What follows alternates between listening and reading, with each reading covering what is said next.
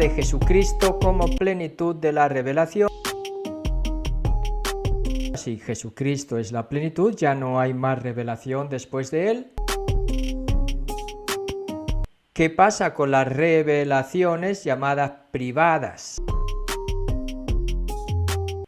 Si uno no cree en esas revelaciones privadas, ¿deja de ser católico? ¿O es un católico de segunda categoría? Jesucristo es la plenitud de la revelación y veremos que eso es el centro, y desde esa plenitud va a surgir todo lo que viene después. Y todo lo que venía antes es preparación a esa plenitud. Eso es lo que vamos a ver en el día de hoy. En muchas ocasiones y de muchas maneras habló Dios antiguamente a los padres por los profetas. En esta etapa final nos ha hablado por el Hijo, al que ha nombrado heredero de todo, y por medio del cual ha realizado los siglos. Él es reflejo de su gloria, impronta de su ser. Él sostiene el universo con su palabra poderosa, y habiendo realizado la purificación de los pecados, está sentado a la derecha de la majestad en las alturas, tanto más encumbrado sobre los ángeles, cuanto más sublime es el nombre que ha heredado. Ven, Espíritu Santo, llena los corazones de tus fieles, y enciende en ellos el fuego de tu amor.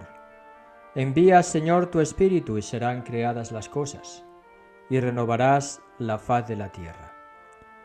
Oh Dios, que has iluminado los corazones de tus fieles con la luz del Espíritu Santo, concédenos el saber obrar animados de este mismo Espíritu, para gustar siempre del bien y gozar siempre de su consuelo, por Jesucristo nuestro Señor. Amén. En el nombre del Padre, del Hijo y del Espíritu Santo. Amén. El tema de hoy, parte tercera, Cristo Jesús, mediador y plenitud de toda la revelación. Evidentemente aquí el catecismo de la Iglesia Católica, como en todo el desarrollo del catecismo, se está refiriendo muy particularmente al Concilio Vaticano II, cuando pone una D y una V, ¿verdad? Ahí tienen esa constitución dogmática que se llama Dei Verbum. La constitución dogmática Dei Verbum está aquí. Número 2. Cristo, Jesús, mediador y plenitud de toda la revelación. Dei Verbum significa palabra de Dios, que habla justo en el Concilio Vaticano II sobre la revelación. Y dice una cosa muy importante y que suena a absoluto, tan absoluto, único, definitivo. En otras palabras, dice, Dios ha dicho todo en su verbo. Esa afirmación es muy fuerte. Todo significa todo. En otras palabras, que Dios ya no tiene nada más que decir como revelación a los seres humanos, es decir, a cada uno de nosotros.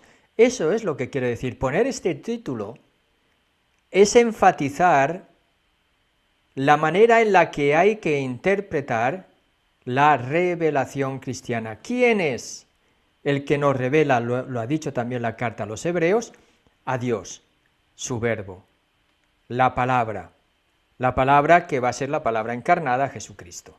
Y aquí alude, en el número 65, a ese texto de la carta a los Hebreos que hemos leído en el día de hoy, en la introducción, es decir, en la oración. No está todo lo que hemos leído, pero los dos primeros versículos que concentran el tema de hoy. Dice, muchas veces y de muchos modos, número 65 del Catecismo, habló Dios en el pasado a nuestros padres por medio de los profetas. Ya lo hemos visto, la semana pasada vimos cómo Dios habló por medio de nuestros padres, a nuestros padres y por medio de los profetas. Dice, en estos últimos tiempos nos ha hablado por su Hijo. ¿Cuáles son los últimos tiempos? Así que se habla hoy que ya estamos en los últimos tiempos. En los últimos tiempos estamos ya desde la venida de Jesús, desde el tiempo de la encarnación. Cristo, sigue diciendo el Catecismo, el Hijo de Dios hecho hombre, es muy importante, el Hijo de Dios hecho hombre es la palabra única. Si nosotros nos queremos referir a lo que Dios nos dice y nos habla, tendremos, por lo tanto, que referirnos a Jesucristo. Estoy explicando también, Esto no estoy solamente leyendo el Catecismo, sino también que estoy explicando. Es la palabra única, nos dice el Catecismo, es la palabra perfecta. Jesucristo es la palabra perfecta del Padre, de Dios Padre, e insuperable del Padre. Por lo tanto, no puede haber otra palabra más excelsa que la palabra de Jesucristo. Aquí tenemos tres características de la palabra. Única, es palabra única. Única significa que no puede haber otras, paralelas, otras diferentes, otras que no se refieran a esta palabra de Dios. Esta es nuestra fe. Perfecta está significando que todo lo que Jesucristo, recuerdan que la revelación se lleva a cabo por obras y palabras. Lo que Jesucristo ha hecho, lo que Jesucristo ha dicho, es la perfección de la revelación como palabra de Dios a la humanidad. Y es insuperable. No va a haber otra revelación después de Jesucristo más excelsa, distinta y superior a la que nos ha hecho Jesucristo. Creo que estas características de la revelación en la palabra de Dios, que es Cristo, el Hijo de Dios hecho hombre, está aquí ya señalada en el inicio del Catecismo. Otra de las cosas muy importantes que sigue diciendo el Catecismo, en él lo dice todo. Yo quisiera que cayésemos en la cuenta de lo que está diciendo el Catecismo, justo para no después desvirtuar y decir es que el Catecismo dice y olvidarnos de esto, porque aquí está poniendo el fundamento. El fundamento. Si en él lo dice todo, ¿qué significa esto? ¿Qué significa? Que no habrá otra palabra más que esta. Y cita a San Juan de la Cruz, que después de otros muchos lo expresa de una manera luminosa comentando la carta a los Hebreos, capítulo 1, 1 a 2, es decir, esta carta que hemos leído. Y aquí está el texto de San Juan de la Cruz, que es el texto citado por el Catecismo de la Iglesia Católica en el número 65. Vamos a leerlo juntos. Porque en darnos como nos dio a su Hijo, que es una palabra suya, que no tiene otra, todo nos lo habló junto y de una vez en esta sola palabra. Mira qué bonito es, nos lo habló todo, todo, junto y de una vez en esta sola palabra. Aquí hay un paréntesis con 3 puntos y cierra un paréntesis, ¿lo ven? Para los que no estén acostumbrados a descifrar las citas de los libros, pues esto significa que el texto de San Juan de la Cruz sigue, pero cuando lo cita el Catecismo de la Iglesia Católica se lo salta. Esto que sigue se lo salta y empalma con otra cosa, se salta un trozo, eso es lo que está diciendo, este paréntesis con puntos suspensivos. Pero sigue diciendo, porque lo que hablaba antes en partes, a los profetas lo habló en partes, ya lo ha hablado todo en él, dándonos al todo que es su Hijo. Por lo cual, el que ahora quisiese preguntar a Dios, o querer alguna visión o revelación, no sólo haría una necedad, mire lo que está diciendo San Juan de la Cruz, El que ahora quisiese preguntar a Dios o querer alguna visión o revelación, no sólo haría una necedad, sino haría agravio a Dios, no poniendo los ojos totalmente en Cristo. No nos basta Cristo. Está diciendo San Juan de la Cruz. El que pide revelaciones, visiones, sí, no nos basta Cristo. Eso lo dijo Cristo en su Evangelio, evidentemente, cuando le pedían un signo, y no les voy a dar más el signo, más que el signo de Jonás o de Salomón. ¿Por qué? Porque el signo era él. El que no sabe descifrarlo a él, no le sirven de nada otro tipo de signos. Por eso nos está diciendo aquí San Juan de la Cruz, que haría agravio a Dios, no poniendo los ojos totalmente en Cristo, sin querer otra cosa o novedad. Y San Juan de la Cruz dirá también, comentando este texto, que una sola palabra la ha pronunciado Dios, esta la ha pronunciado en el silencio, y en el silencio tiene que ser acogida.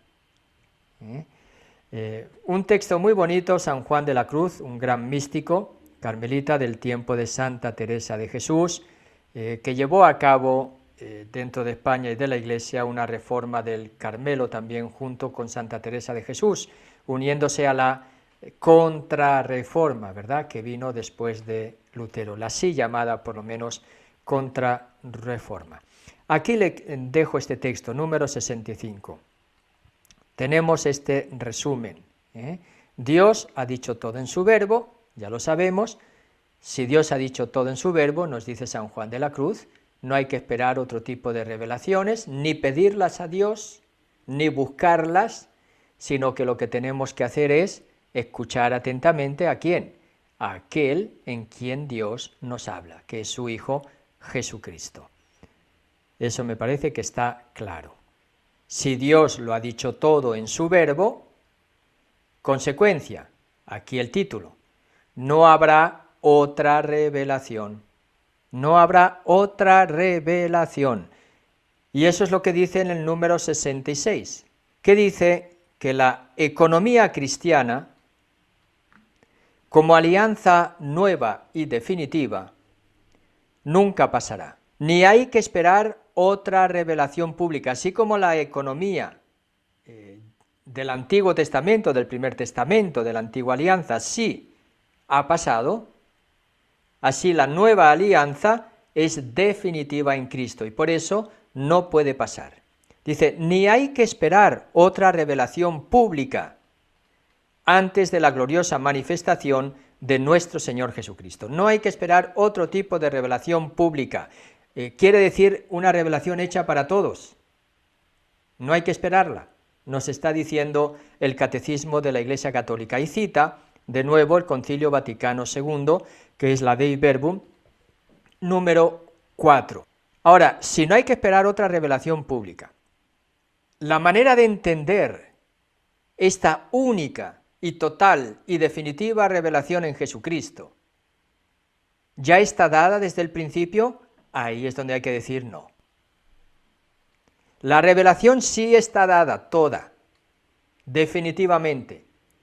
La manera de entender nosotros, también como Iglesia, la única, plena, definitiva y para siempre, revelación en Jesucristo, todavía no la hemos entendido del todo. Por lo mismo, entonces, es lo que va a explicar el Catecismo de la Iglesia Católica. Así como la revelación de Dios ha sido progresiva, nuestra comprensión de esa revelación total en Jesucristo también es gradual.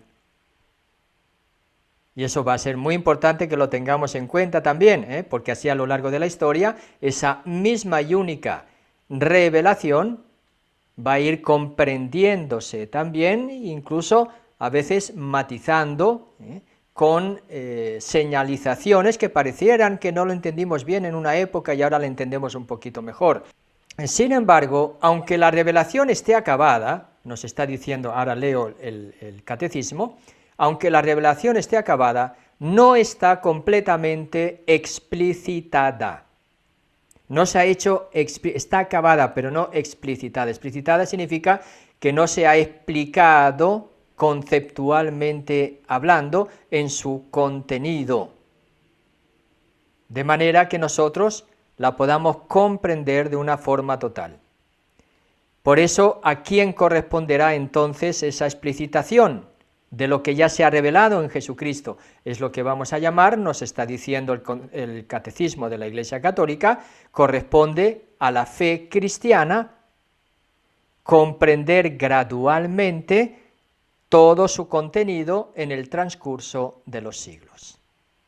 En otras palabras, esa palabra de Dios revelada en Jesucristo, ya veremos que una cosa es que la palabra de Dios se ha revelado en Jesucristo en su totalidad, y otra cosa es cómo se ha transmitido esa palabra de Dios revelada en Jesucristo. Y ahí vendrán la palabra de Dios, que nosotros llamamos Biblia, pero no solamente, se ha transmitido también en la tradición de la Iglesia. La revelación se ha dado en Jesucristo, pero la transmisión de esa revelación tiene cauces.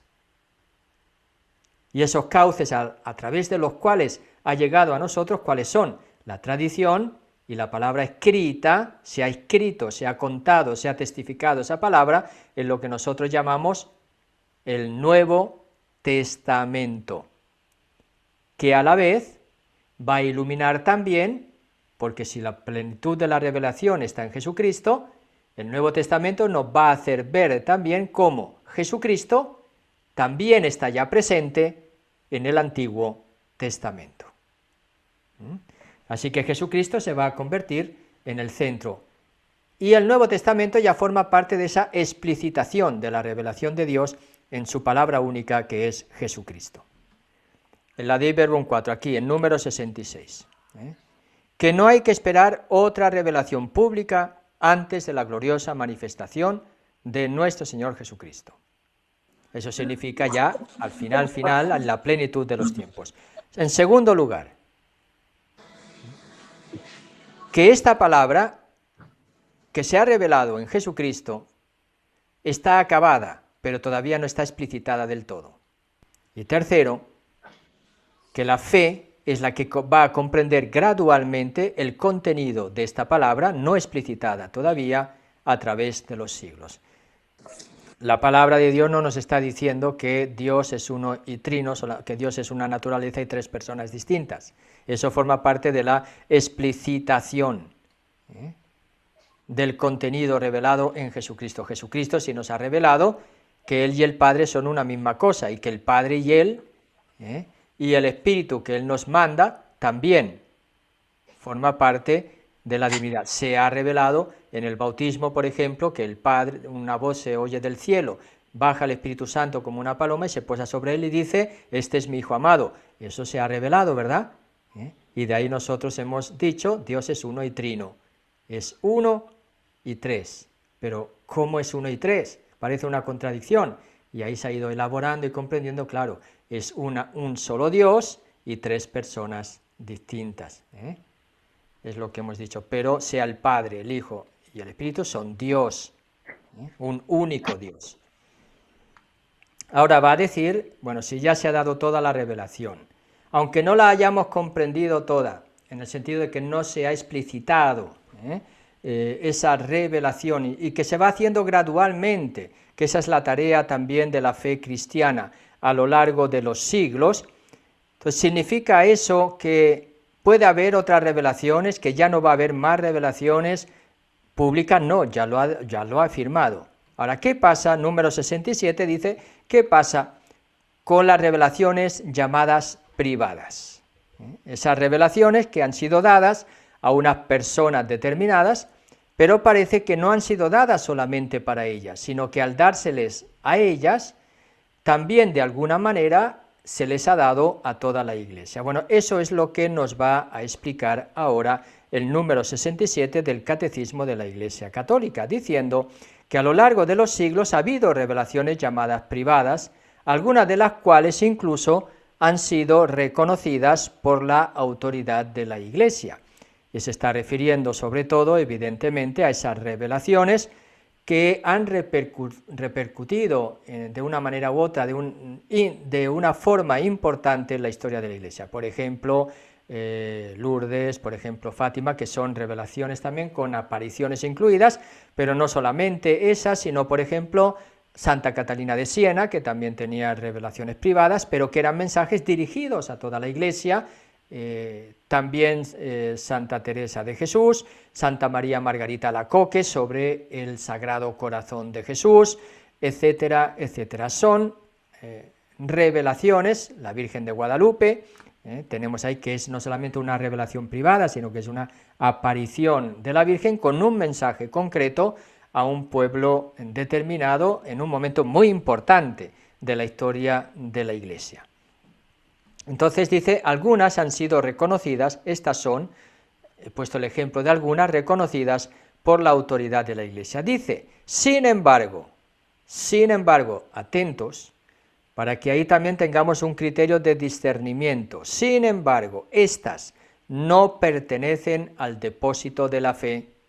Si no pertenecen al depósito de la fe, significa que yo no estoy obligado a darle mi adhesión, ni de mi inteligencia, ni de mi voluntad. La fe es solamente la respuesta a Dios que se revela, entregando su vida, ¿verdad?, y mostrándome el designio de su voluntad. A esa revelación de Dios de la que he hablado antes, a esa es a la que yo tengo que darle mi adhesión de la fe, de mi inteligencia, de mi voluntad. A estas revelaciones nos está diciendo no forma parte del depósito de la fe, tampoco forman parte, por lo tanto, de la misión que la Iglesia ha recibido de Cristo. La Iglesia no estaría como Iglesia, ni obligada, ni forma parte de su misión, hacer que estas revelaciones formen parte de este depósito de la fe en la que si yo no creo, dejo de ser católico, por ejemplo, o estoy fuera de la fe de la Iglesia. Espero que me esté explicando bien. Eso es lo que nos está diciendo el Catecismo de la Iglesia Católica. No se escandalicen, porque no se lo dice el Padre Nicolás. Yo lo único que estoy intentando es explicar lo que dice el Catecismo de la Iglesia Católica. Yo sé que habrá personas que a esto les puede impactar de alguna u otra manera, porque no van nada más que detrás de este tipo de revelaciones privadas. Bueno, pues ya saben lo que dice la Iglesia Católica, que es en su catecismo. Estas mismas personas se hartan de citar el catecismo, estas mismas personas. Pues bueno, no se salten esta parte, que es muy importante. Repito, pero vamos a ver, ¿significa eso que tengo que rechazar todo tipo de revelación privada? No significa eso, pero vamos a ver en qué condiciones.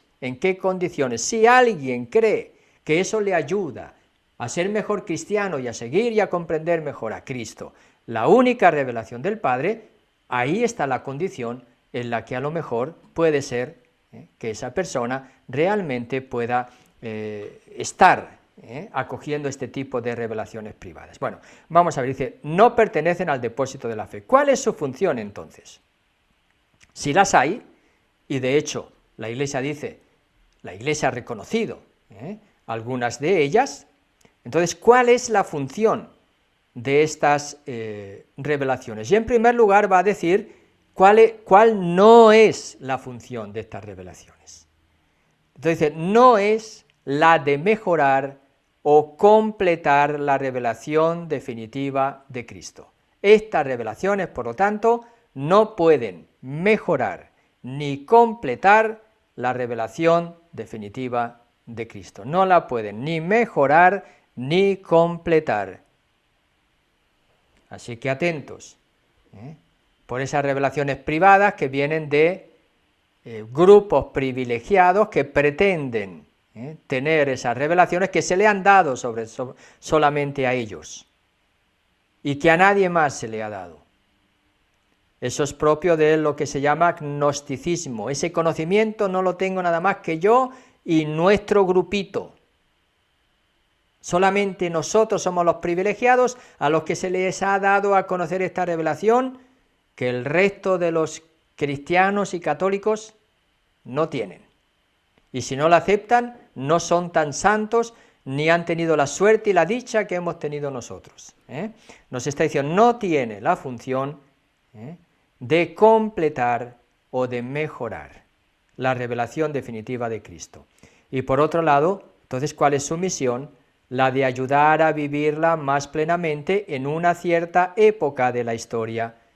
Esas revelaciones privadas podrían tener la misión de ayudar a vivir de una forma más plena, más auténtica, en una época determinada de nuestra historia, nuestra fe, nuestra adhesión, nuestra vida cristiana. Esa sería su misión.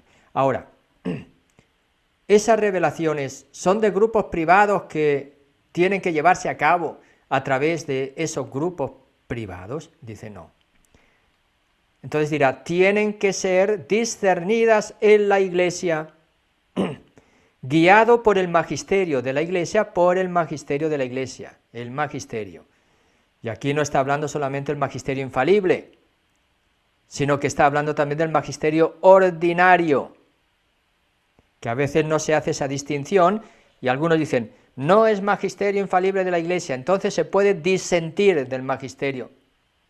Cuidado, explique la doctrina bien, porque algunos piensan que es así. Bueno, como no es infalible, porque no es una proclamación de dogma ni toca a la moral, predicada siempre en la Iglesia, entonces se puede disentir de un documento magisterial del Papa o de los obispos, porque no es infalible.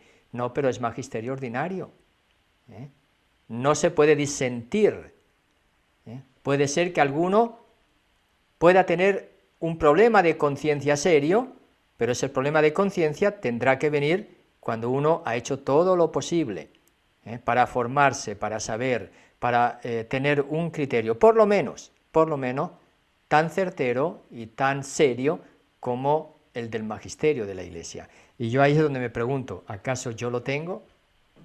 Todos aquellos que se permiten criticar Fratelli Tutti. Eso no es magisterio infalible. Eso es el pensamiento del Papa Juan Pablo II, del Papa Francisco. No, señor. Eso es un acto magisterial, del magisterio ordinario del Papa Francisco. Y eso, y ese texto, y esa carta, o esa exhortación apostólica, es la línea pastoral, la línea en la que el Papa nos está indicando que tenemos que vivir, insistir, matizar el Evangelio en nuestro hoy concreto, que para eso está el Papa y los obispos en comunión con el Papa, también en una iglesia que hoy, algunos se escandaliza, tiende a ser una iglesia cada vez más sinodal, más en comunión sinodal, las distintas iglesias, pueblo de Dios, que van caminando en camino en comunión, porque el concepto de comunión siempre va a estar fundamental. Bueno, pues ahí tenemos ese discernimiento que tiene que ser guiado por el magisterio de la Iglesia. Dice, el sentir de los fieles, sensus fidelium, sabe discernir y acoger lo que en estas revelaciones constituye una llamada auténtica de Cristo o de sus santos a la Iglesia, guiado por el magisterio de la Iglesia. Normalmente estas apariciones parten de los fieles, del sentir de los fieles, pero este sentir de los fieles será auténtico cuando discierne, guiado por el magisterio de la Iglesia, no fuera de él ni en contra, que es lo que pasa con muchos grupos de estos. La fe cristiana, concluye el número 67, no puede aceptar, y ahora miren lo que dicen, no puede aceptar revelaciones que pretendan superar o corregir la revelación de la que Cristo es la plenitud. ¿Ha pasado esto a lo largo de la historia? Sí. ¿Dónde ha pasado? Y dice, es el caso de ciertas religiones no cristianas y también de ciertas sectas recientes que se fundan en semejantes revelaciones. Un ángel me ha revelado. y me ha revelado algo que va contra lo que la revelación plena y definitiva en Jesucristo me ha enseñado. Y viene a corregir, viene a perfeccionar esta revelación definitiva en Jesucristo. Pues eso es lo que nos dice el Catecismo de la Iglesia Católica. Cuidado, y yo diría ahí, eso no lo dice la Iglesia, el Catecismo, pero creo que sí nos da como una luz de alerta roja, cuidado. Cuidado, porque entrar en este tipo de revelaciones es entrar en un terreno muy movedizo. Es entrar en un terreno muy movedizo y muy peligroso. Por eso, si no forma parte del depósito de la fe, también podríamos decir, puede ayudar. Tendrían la función de, forma parte del depósito, pero, y de ahí se saca una conclusión. Si yo no entro, si yo no sigo, si, voy a decirlo de esa manera, si a mí no me ayudan a seguir a Jesucristo, o, lo voy a decir de otra manera, si a mí me basta Jesucristo y la revelación que en Él se ha hecho y en Él me ha hecho Dios y en la vida que Dios me entrega por medio de Jesucristo en el don del Espíritu Santo, en la fe de la Iglesia, si a mí me basta, pues yo tampoco estoy obligado a ir detrás de estas apariciones, ni a predicarlas, porque no forma parte del depósito de la fe. Y si alguien dice, bueno, ¿qué piensas? Pues bueno, pues si te ayuda, y si yo veo que va en la línea de lo que se ha revelado en Jesucristo y se ha enseñado en la Iglesia Católica, diré, pues bueno, no va en contra, pero eso yo lo encuentro en Jesucristo, eso no hace falta que tú me vengas, que se te ha aparecido la Virgen, o que se te ha aparecido Jesucristo, y que te ha dicho tal y que te ha dicho cual. Eso que tú me dices, pues me lo dice Jesucristo. En fin, si eso me hace ver que un aspecto que a lo mejor yo no veía, en lo que descubro en la fe de la Iglesia, que transmite esa revelación única y definitiva de Jesucristo, pues diré, mira qué bueno, yo no había percibido esto, esto nos puede ayudar un poquito más a vivir este seguimiento y esta experiencia de ser discípulos misioneros de Jesús. Pues ahí es, ven, la actitud no es una exaltación de que por fin se nos ha dado a conocer lo que va a pasar y lo que tenemos que hacer en el mundo de hoy a través de esta revelación. Creo que ese proceso de discernimiento lo estamos llevando en la Iglesia y lo llevamos juntos en esa Iglesia que el Papa Francisco quiere que sea cada vez más sinodal. Va a haber hasta un sínodo, para el próximo sínodo de obispos se va a hablar sobre el camino sinodal de la Iglesia, para ir tomando un poquito más de luz, a ver de lo que significa, por dónde tiene que ir y por dónde tiene que caminar. Muy bien, pues eso es lo que nos está diciendo el Catecismo. Por lo tanto, no a revelaciones que pretendan superar o corregir la revelación de la que Cristo es la plenitud, como es el caso de otras religiones no cristianas o sectas basadas en dichas revelaciones. Queda en los números siguientes del Catecismo de la Iglesia Católica el resumen de Dios que se ha revelado y se ha entregado al hombre. Son los números 68, 69, 70, 71, 72 y 73. Números 68 al 73 es el resumen de estos números que hemos visto sobre Dios se revela al hombre. Así que les invito a leerlos ustedes por su cuenta, para que el próximo número que nosotros podamos tocar ya del Catecismo sea el artículo 2, que habla de la transmisión de la revelación divina. Porque algunos pueden decir, bueno, Dios se revela por medio de Jesucristo, sí, pero ¿cómo ha llegado a nosotros esa revelación? Porque uno podría pensar, ya tenemos los evangelios, y en los evangelios ahí está toda la revelación de Adán. Cuidado que los evangelios, ¿cómo han llegado a nosotros? Que tenemos la vida de la Iglesia. Bueno, pues ahí tenemos la tradición. Que algunos dicen, no, los evangelios no han llovido del cielo. Los ha escrito alguien.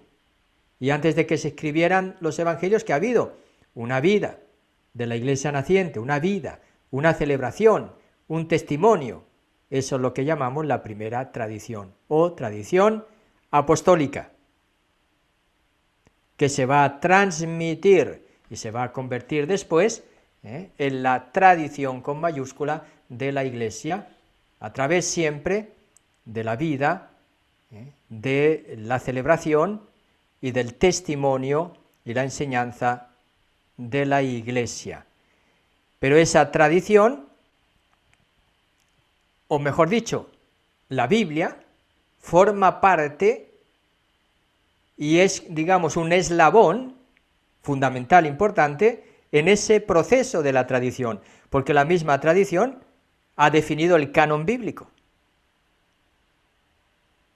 Ahí tenemos el canon de la Biblia, ha sido definida por esa vida de la iglesia, por esa celebración de la iglesia, por esa predicación y enseñanza de la iglesia.